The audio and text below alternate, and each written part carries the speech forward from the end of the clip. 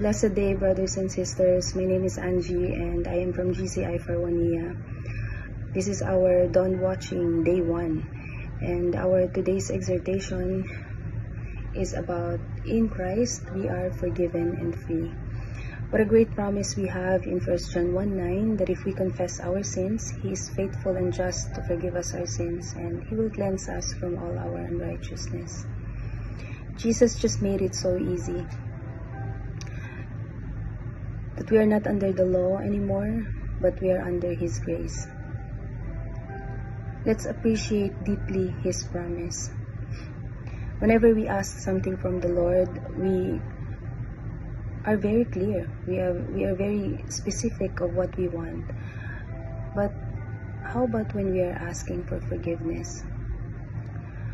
Is there some kind of urgency, or do we wait until it's corporate prayer meeting until we ask for forgiveness, where there will be cleansing? Do you have those kind of sins that it's unintentional, or maybe it's just a minor thing that nobody would even notice? There is this immediate call to ask and repent as soon as we sin. The importance of specifically mentioning each and every detail to the Lord and genuinely ask for forgiveness opens up His heart. It shows our honesty, and it shows how serious we are on what we are asking Him. Ask and you will receive, and your joy will be complete.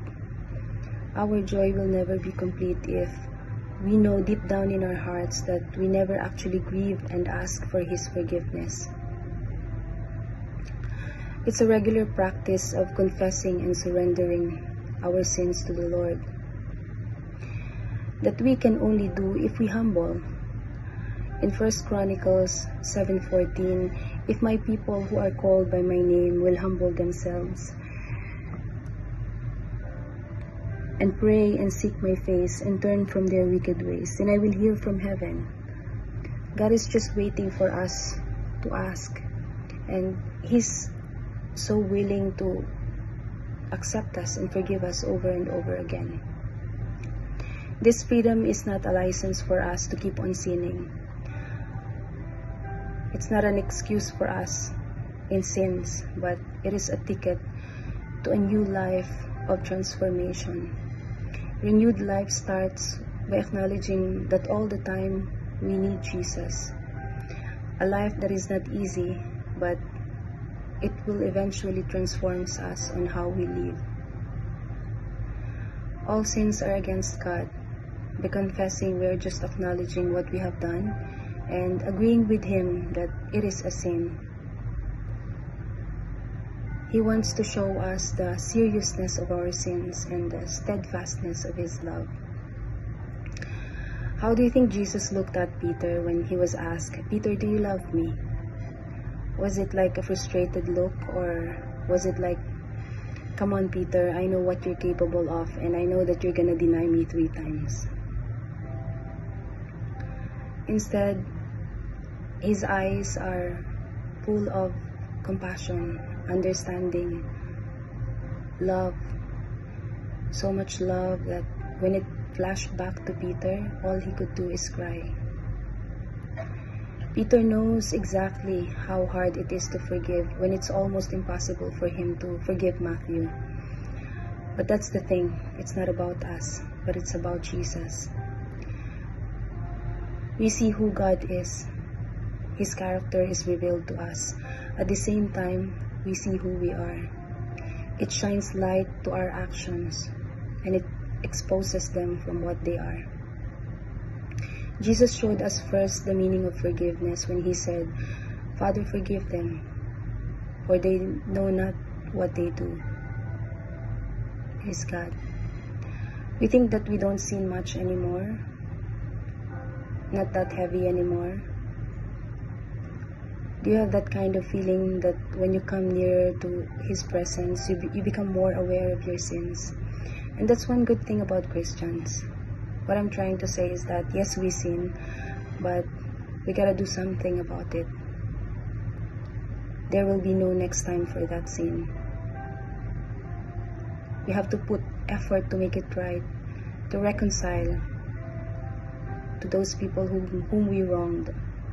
I know that sometimes it's hard to reconcile, but Jesus will give us the perfect timing and the courage to complete the job. The Holy Spirit will help us. The Holy Spirit will guide us. The Holy Spirit will even teach us on what to pray and ask, that whenever we need to, even if it's against our will, He will give us the courage to follow His will. In Galatians 4:7, therefore you are no longer a slave but a son, and if a son, then an heir of God through Christ. Let's start living free, and let's start fighting for our place in heaven. Let Jesus wash and cleanse us by coming into His presence, and admit that we are in need of His blood to continuously transform us into Christ-likeness, to cleanse us from all our unrighteousness. This is just His character. God looks from heaven with mercy and compassion, that He gave His only begotten Son, that whoever believes in Him will not perish but will have everlasting life. That is just His character from the beginning. We will always be in need of Jesus. When He said that unless you admit that you are sick, then I will not be able to heal you. The hope of the healing is in Jesus. Jesus first showed us humbleness by washing His disciples' feet, a reminder that unless He cleanses us, we can never be a part of Him.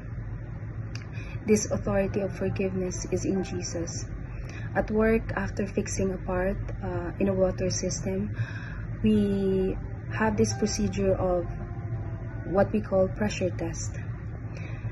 This is to remove all the old and dirty water in the system and replace it with the new ones.